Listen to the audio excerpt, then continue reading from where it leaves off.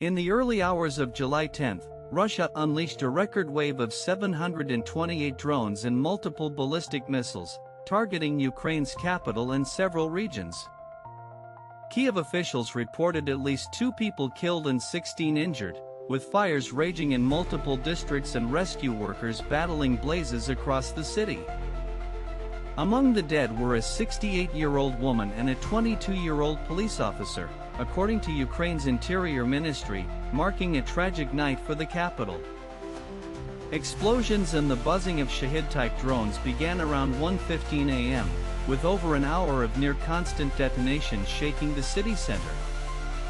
Debris from intercepted drones and missiles set apartment buildings, cars, warehouses, and offices ablaze, especially in Shevchenkivsky and Darnitsky districts.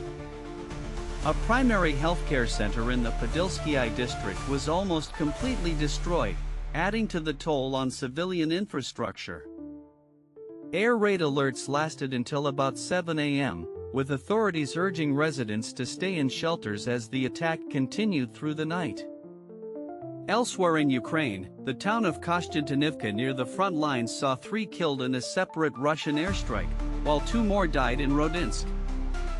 Kherson also suffered, with 2 people hospitalized after being injured by drone strikes, and 4 more wounded by artillery fire late on July 9.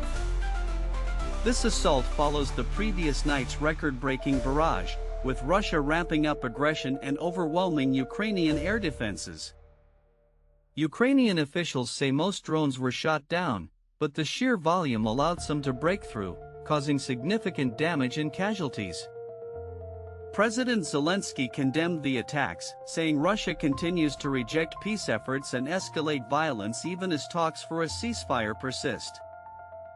The United States has resumed sending critical weapons to Ukraine, including 155mm shells and precision-guided rockets, after a brief pause in deliveries.